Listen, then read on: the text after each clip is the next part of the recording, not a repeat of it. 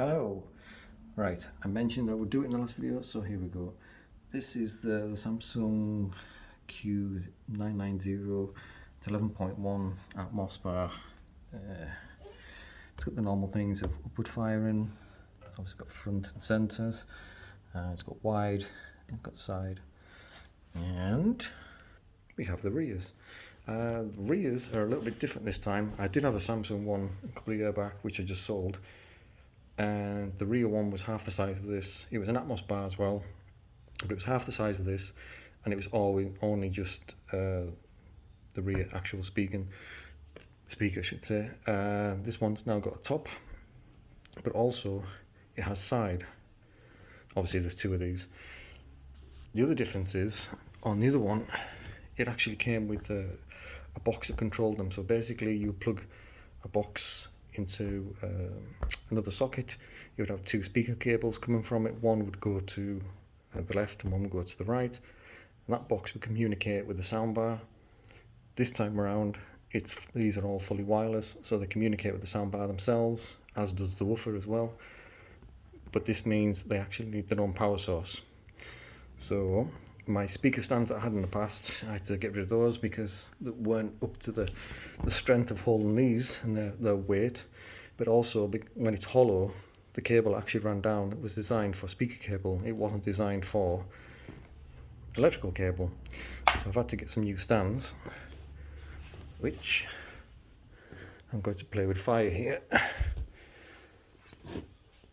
This could end in tears, which is these ones. I'll put the link on, but it seems to be because the official Samsung ones are just ridiculously overpriced for what they are. Well, they're not official Samsung ones, but there's a company called Vivo or something, and they seem to make all the ones for the Samsung kits. But this has actually got a base that it sits on, and obviously that's not enough to support something like this. You wouldn't want to risk it, but it does have this adjustable thing on the back, which goes into there. So it has the back support and it actually sits on it, and then the cable runs out the speaker, and I've twisted the thing around. I'll do this without jeopardizing everything, but it actually, when it faces the way, that part would go, so I've just put it in here for the wrong purposes. But you get what, see what I mean. So the cable will come down there, it'll run down there, goes down the adjustable height. See, it's even got the sticker still on the thing. And then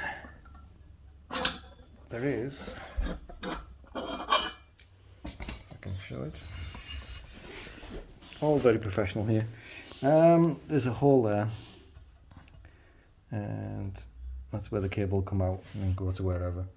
But obviously you get two of those. But I'll put that on into the descriptions because I spent a bit of time looking at the different stands, and to be honest, a lot of them were either way overpriced, looked too flimsy, or they didn't have a big enough space to actually run the speaker cable down. And what would happen is you're going to have to hang it off there and just have the speaker cable just randomly just hanging down. Now if you've got them tucked away somewhere and you can't see that, then there is more choices. But if you want something neat where you can actually put the cable out of the way, there's not a lot of choices out there. Well, for the money anyway, without getting it really silly. As for sound, yeah, blown away. It's not one of these things that I see sometimes people make videos where they just actually have the soundbar on and stuff, but it's not a good representation of what it's like. You need to really hear it. It's quite an upgrade. I mean, I'm used to hearing what the Dolby Atmos was on a 7.1, which is great. And if you've got a good TV, you really need to have a soundbar because you're not doing your TV any justice when you're watching your films and stuff. But the whole upward firing thing on the rears, which I kind of wrote off in the past as thinking it wasn't going to add that much. And even now with the rear sides, it does add.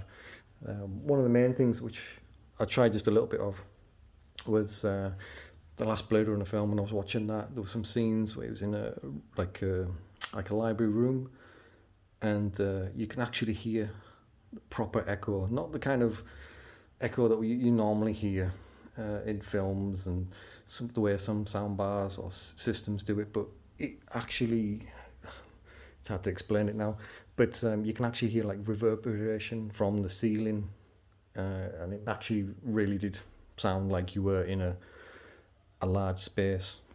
Again, I can't really put it into words, but it really did work.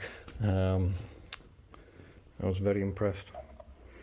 So once I get these all set up, I'm going to go through my collection of favourites. Yeah. I didn't really need to press anything on there as of yet. It just worked out the box. Literally just plugged in the soundbar, then plugged all these in, and they just automatically worked. I guess they're more so on there for times where if you have a broken speaker and you need to buy a replacement or something, you need to ID it up or pair it, or if it goes into I don't know, maybe if it glitches at some point you need something like that, it's like a reset or whatever, but hopefully that won't be the case. But yeah, I'll put the links as to what the actual soundbar is and to these stands. But for anybody who's looking for like a Dolby ATMOS that does DTX, DTSX and DTS and whichever ones there is out there. I'm saying that I'm not a great fan of DTS. If I can get hold of Dolby, I would always take Dolby over DTS, and if I can get hold of ATMOS, that beats everything. From what I've heard anyway, if I get a choice on video files or discs, whatever, if it gives us a choice ATMOS, it's always ATMOS. Like I say, in a system like this, yeah, it's really good. Anyway, I'm going to go and have some fun.